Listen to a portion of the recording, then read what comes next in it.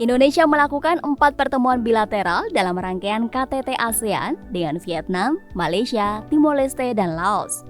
Pertemuan ini membahas terkait penguatan kerjasama antar negara di wilayah ASEAN. Dalam pertemuan dengan Perdana Menteri Vietnam Pham Minh Chinh, Presiden RI Joko Widodo membahas upaya untuk memenuhi target perdagangan sebesar 15 miliar US dollar pada 2028.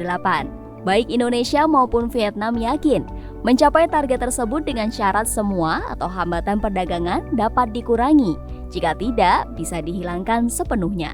Menteri Luar Negeri Retno Marsudi mengatakan kedua kepala negara juga sepakat segera menegosiasikan bilateral investment treaty karena meningkatnya investasi dari kedua negara. Selain itu, kedua negara juga sepakat meningkatkan kerjasama di bidang energi baru dan terbarukan. Jokowi juga mendorong nota kesepahaman kelautan dan perikanan kedua negara dapat diselesaikan secepatnya. Pada pertemuan lainnya dengan Malaysia, Jokowi menekankan kepada PM Malaysia Anwar Ibrahim terkait pentingnya menyelesaikan beberapa bidang terkait pembatasan laut dan darat kedua negara tersebut. Bapak Presiden kembali mengingatkan pentingnya optimalisasi One Channel System dan perlindungan para pekerja migran Indonesia yang bekerja di Malaysia, kata Retno Marsudi, Menteri Luar Negeri. Sementara itu dengan Timor Leste, Jokowi dan PM Timor Leste Taur Matan Ruak menekankan pentingnya kerjasama ekonomi termasuk di wilayah perbatasan kedua negara, terutama wilayah darat.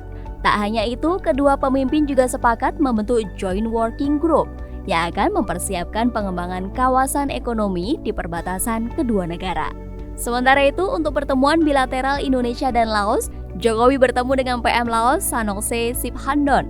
Dalam pertemuan itu, kedua pemimpin membahas sebagian besar mengenai kerjasama ekonomi, seperti kerjasama badan usaha milik negara Indonesia dengan Laos. Kerjasama itu diantaranya PLN dengan Electricity du Laos, pengadaan pesawat dari PT Dirgantara Indonesia untuk Angkatan Udara Laos, dan juga pengadaan kereta api dari PT Industri Kereta Api untuk Petotrade Laos Public Company. Isu terpenting yang dibahas kedua negara adalah mengenai tindak pidana perdagangan orang yang kini marak di ASEAN. Kedua negara sepakat untuk mendorong penindakan dan antisipasi online scams di tingkat ASEAN.